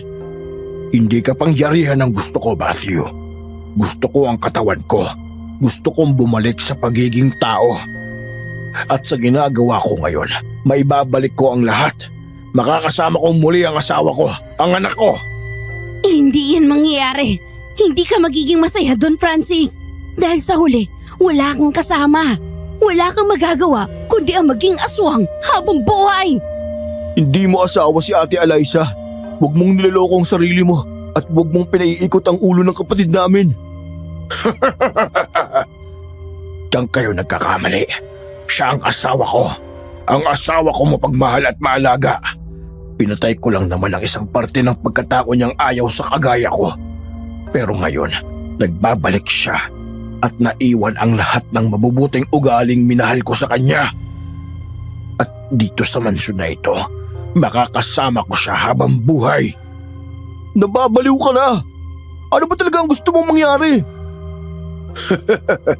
Gusto kong maging masaya. Gusto kong maging masaya si Eliza. At ngayon, magiging masaya na siya. Miranda anak, magiging masaya na tayo. Pero Papa, wag na po. Huwag niyo na po silang saktan. Mga kalaro ko po sila. Gusto ko po sila makasama. Gusto ko rin po maging masaya. Kaya po, wag na po kayo magalit.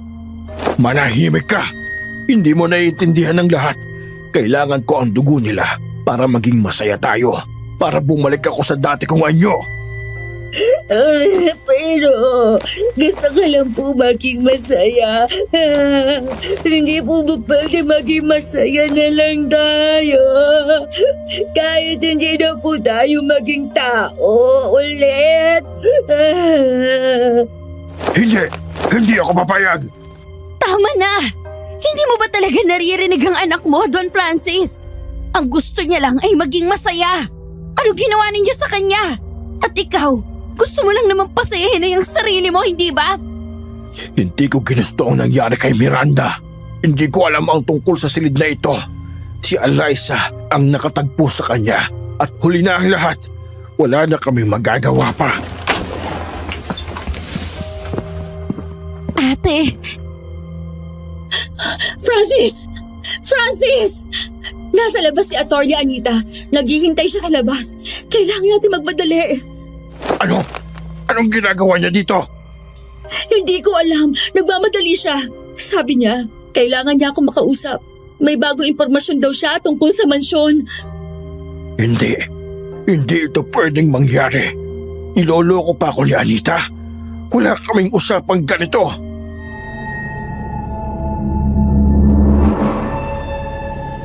Muling sumara ang pinto at naiwan na naman kami sa loob, Miss Ligaya. Ngunit sa puntong yun, sapat na ang nalaman naming naroon sa mansyon si Attorney Anita upang makumpirma ang hinala namin. May kinalaman nga siya sa lahat ng nangyayari.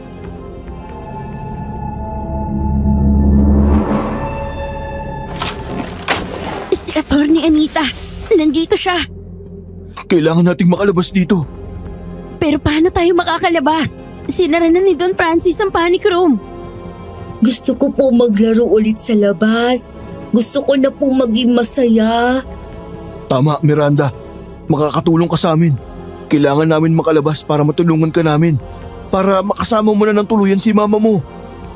Talaga po? Hindi ka namin sasaktan, Miranda. Makikipaglaro din kami sa iyo kung gusto mo. Hindi kami tulad ni Don Francis.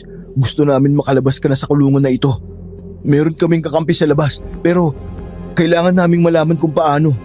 Paano kami makakalabas dito? Ang pader po, gusto ko po mag-drawing. Drawing? Anong drawing? Shit! Wala tayong oras para dyan! Tita Andrea, tingnan mo po itong drawing ko, oh. Maganda po ba itong box na itim? Ang sikreto po ni Papa, nasa loob po niyan. Anong sikreto, Miranda? Hindi ko po alam. Sabi po ni Mama, dito po kami maglalaro para malaman ang sikreto. Sabi po niya, dito ko po malalaman kung paano magiging masaya. Kuya, tingnan mo ang mga linya. Para bang guhit ng isang mapa. Oo nga, parang mga guhit ng isang maze. Maze? O...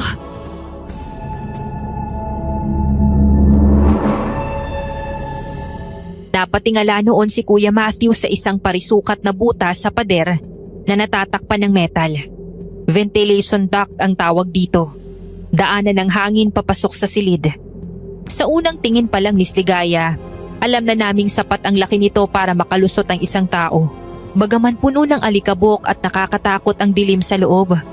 Yun lamang ang natitirang paraan para makatakas kami sa oras na yun.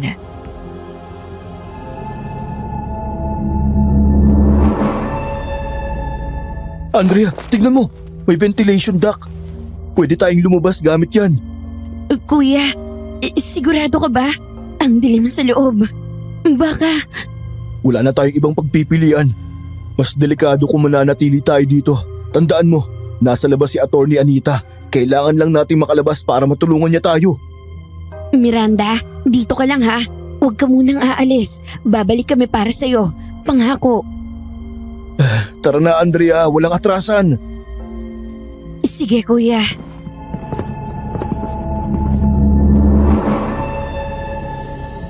Habang nagsisimulang umakyat si Kuya Matthew, ramdam ko ang panginginig ng mga kamay ko, Miss Ligaya. Sa bawat yabag niya sa loob ng vent, naglalabasan ng alikabok at sumisingaw ang amoy ng kalawang. Nang pumasok na rin ako, sinalubong ako ng napakadilim na lagusan na halos hindi ko makita ang daan.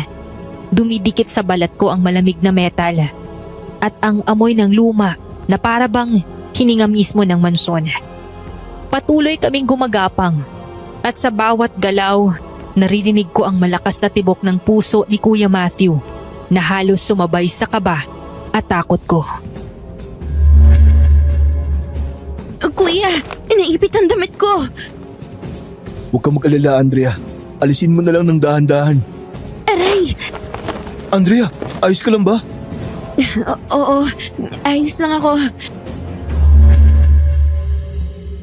Nagpatuloy kami sa paggapang, Miss Ligaya, at pakiramdam ko'y wala itong katapusan. Bawat sentimetro ay para bang isang milya. Ramdam ko na ang pagdugo ng aking braso at ang sakit na kumakalat sa buong katawan. Pero hindi ko na yun iniinda hanggang sa wakas, matapos ang mahabang paggapang, may nakita akong maliit na siwang sa dulo ng dock. Dahan-dahan akong lumapit at mula doon ay natanaw ko ang isang figura sa labas. Si Atty. Anita. Nakatitig siya sa saradong pinto at baka sa kanyang mga mata ang matinding pag-aalala.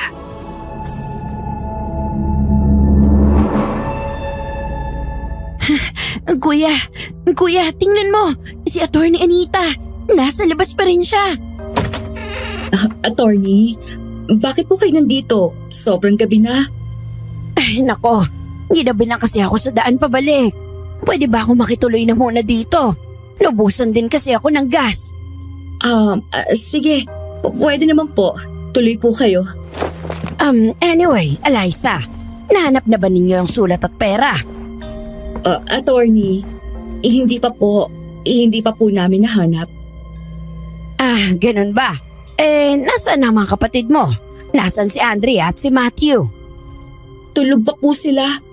Eliza, alam ko na may alam ka. Huwag mo nang itago. Hindi ka magiging masaya sa pagtatago sa akin. Alam kong may ibang rason ang pagbibigay sa inyo ng mansyon ni Don Francis. Sabihin mo sa akin para makatulong ako. Ano po bang sinasabi ninyo? Kung wala kayong pakay, siguro mas mabuti pang umalis na muna kayo. Eliza, hindi ako galit. Gusto ko lang alertuhan ka. Alam mo ba na hindi basta umalis ang mga katulong dito? Dito mismo sila naglaho sa mansyon na to. At kung susunod ka lang kay Don Francis, baka pati ikaw ay mapahamak. Huwag mong gawing demonyo ang sarili mo. Hindi ko alam ang tinutukoy ninyo, attorney. Kuya, ano yun? Parang bibigay ang ventilation duct. Shit! Kuya! Shit! Ang sakit ng likod ko! Diyos ko! Matthew! Andrea! Andrea? Matthew? Anong ginagawa niyo dyan? Paano kayo punta dyan? Para makatakas kami sa halimaw na si Don Francis. Anong halimaw? Anong sinasabi ninyo? Ate, huwag mo na siyang kampihan. Tumakas na tayo. Alam mo, ang totoo lahat ng sinabi ni Attorney Anita. Hindi basta umalis ang mga katulong dito. Hindi sila nawawala. Nakita pa mismo ni Miranda ang mga biktima ni Don Francis. Sandali. Miranda? Buhay si Miranda, yung anak ni Don Francis. Opo, Attorney. Buhay po si Miranda. At wala ho siya sa katinoan. Kinulong siya ni Don Francis sa panic room ng ilang taon. Diyos ko. Hindi yan totoo. Tigilan mo na yun, ate. Ikaw ang nananaginip. Nananaginip ka na babalik lahat sa dati kasama ang halimaw na yun. Pero ginagamit ka lang niya. Niloloko ka niya. Matthew, huminahon ka muna. Kailangan nating umalis. Delikado dito. Attorney, isama po natin si Miranda. Nasa loob pa rin siya ng panic room. Tatawag tayo ng pulis paglabas natin para kunin siya. Sa ngayon, umalis na muna tayo. Eliza, sumama ka sa amin. Alam kong naguguluhan ka. Ate, please. Bumalik ka na sa amin. Sumama ka. Hindi! Matthew, Andrea, kailangan na nating umalis ngayon. Ngayon na. Iwan na natin siya. Wala na tayo magagawa. Hindi ako aalis nang hindi tayo nag-uusap. Ano ba, ate? Bakit mo to ginagawa sa amin? Patawad. Hindi ko sinasadya. Patawad. Pero hindi ako pwedeng umalis dito. Hahanapin at mahahanap ako ni Francis. Wala nang pag-asa sa akin. Siya na yan. Si Don Francis. Kuya, tumakbo na tayo.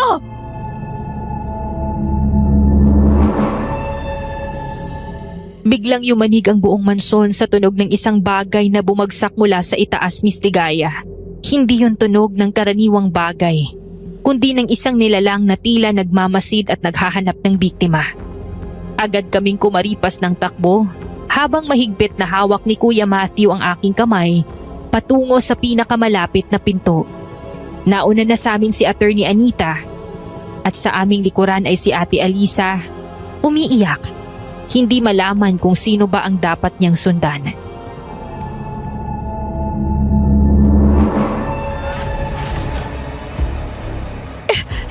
Ate, tara na. Sumama ka na sa amin. Hindi ko na kaya. Hindi ko kayang iwan siya.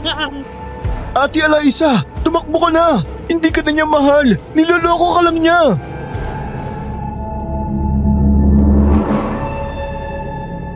Sa aming pagtakbo, Miss Ligaya, bigla naming narinig ang papalapit na yabag ni Don Francis. Hindi yun karaniwang tunog ng tao, kundi parang hayop na mabilis na yumayanig sa lupa. At bawat segundo'y mas lumalakas. Kasabay nito, nagsimulang magkurap ang mga ilaw sa mansyon. Sabay-sabay na nagbubukas at nagsasara ang mga bintana. At para bang mismong bahay ang nagsasabing wala kaming daan para makatakas.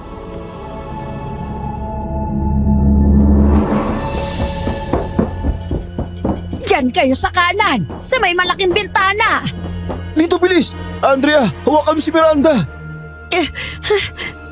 Hawak ko, kuya. Sige, nilalayan mo kami.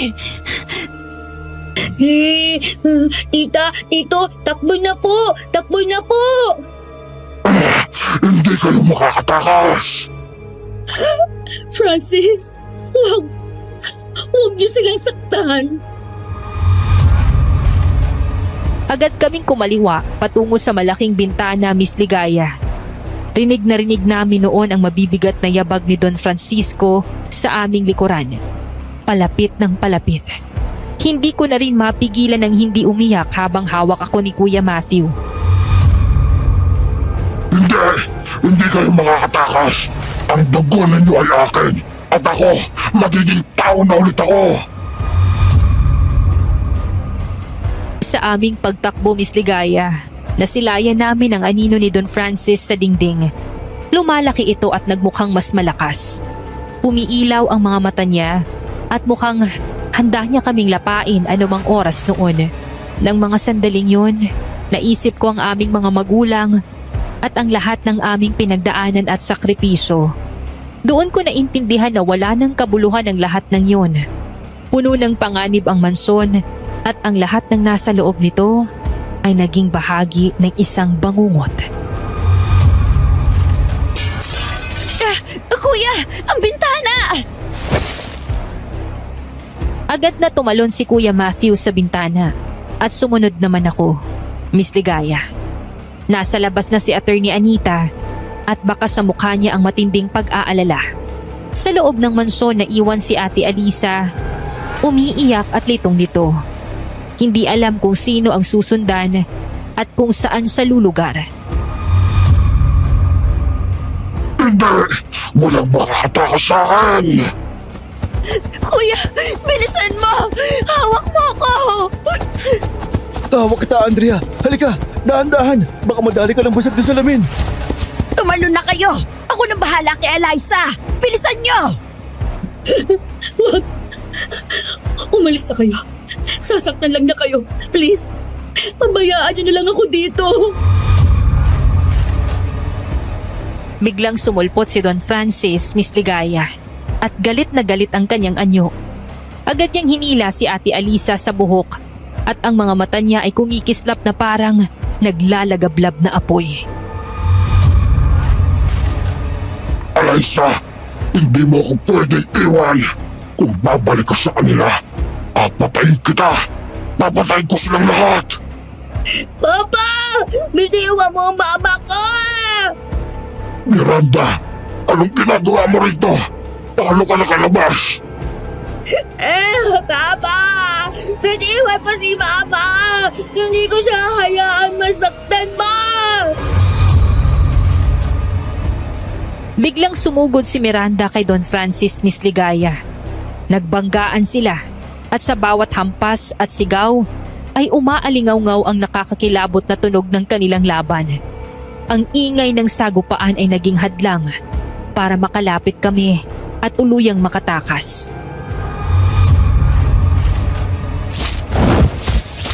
Kuya! Si ate!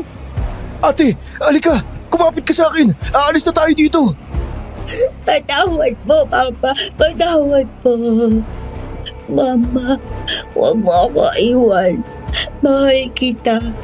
Patawad kung lumabas ako nung hindi mo alam. Gusto ko lang maglaro.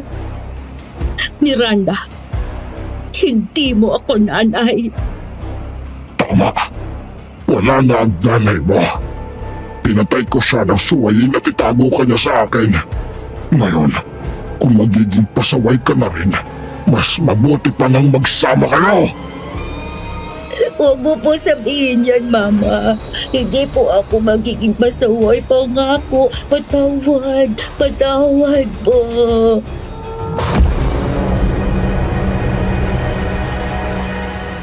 Biglang sumugod si Don Francis kay Miranda at sinaksak niya ito sa puso. Napasigaw ako, Miss Ligaya, lalo na nang makita kong kinuha ni Kuya Matthew ang kapirasong tubo mula sa nahulog na ventilation duct at isinaksak ito sa likuran ni Don Francis. Tandang-tanda ko pa, Miss Ligaya, kung paanong sabay na nawala ang buhay ng mag-amang aswang sa harap ng mga mata ko. Kita ko ang takot at kaba sa mga mata ni Don Francis habang unti-unting nawawala ang lakas niya. At ang lungkot naman sa mukha ni Miranda na para bang tinanggap na niya ang kanyang kapalaran. Pero hindi na kami nagdalawang isip na umalis at iwan sila doon, Miss Ligaya. Sa aming pagtakbo, ramdam ko pa ang dagundong ng pagbagsak ng katawan ni Don Francis sa sahig. Ngunit hindi na kami lumingon. Diretso kaming tumakbo patungo sa harap ng mansyon kung saan naghihintay si Attorney Anita sa kanyang kotse. At nang makarating kami, malinaw kong nakita ang matinding pag-aalala sa kanyang mga mata. Andrea! Matthew! Sa wakas!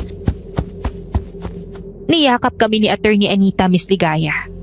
At sa kanyang mahigpit na pagyakap, naramdaman ko ang matigas na bagay sa kanyang kamay. Isang kahon. Nakadikit dito ang isang sobre na may sulat. Sa sandaling yun, alam ko, ito na ang sulat na matagal na naming hinahanap. Ang kasagutan sa mga tanong na bumabalot sa buong gabi. Attorney, ano po ito? Ito ang sulat na hinahanap natin. Galing ito kay Doña Sonia, ang tunay na asawa ni Don Francis. Siyang nagbilin sa akin ito para gamitin kapag may naitalang biktima si Don Francis upang mapatunayan ang kanyang mga kasalanan at mailigtas sa mga isinaalang-alang niya. Saan mo po yan nakita, Attorney Anita? Hindi ko alam. Nakita ko lang ito sa labas ng mansyon. Actually, kanina ko pa ito napapansin nung pumunta pa lang ako. May pakiramdam ako na si Miranda ang naglagay nito doon. Hindi. Ako ang naglagay niyan doon para sadyang makuha mo. Pero ang journal ni Doña Sonia ang nagturo sa akin kung saan yan matatagpuan. Saan po? Sa loob ng panic room. Kasama ng mga laruan ni Miranda. Pasensya na kayo sa lahat ng nagawa ko. Hindi ko na rin alam kung paano tumatakbo ang utak ko ng mga oras na yun. Pero napakita ko ang box na yan at mabasa ko ang sulat. Doon ko naisip na ilabas ang box para makita mo, Attorney. Para sana maitakas mo ang mga kapatid ko. Sandali ate, ano po bang laman ng sulat? Sinabi niya sa sulat na nasa box daw na yan lahat ng ebidensya na si Don Francis ang pumatay sa lahat ng mga katulong sa mansyon, maging ang mga nawawalang tao sa lugar na ito. Ang anak nga niyan si Miranda. Totoo, lahat ng sinasabi namin. Patawad po, Doña Sonia. Kailangan na nating umalis dito ngayon. Tatawag ako ng pulis at ako na ang bahalang magbigay sa kanila ng lahat ng ebidensya. Kaya wag na kayo mag-alala pa. Hindi ko na idadawit ang mga pangalan ninyo. Maraming salamat po, Attorney. Andrea, Matthew, patawarin ninyo ako. Ate, tapos na yan. Tahan na, hindi mo kasalanan to. Ginamit ka lang niya.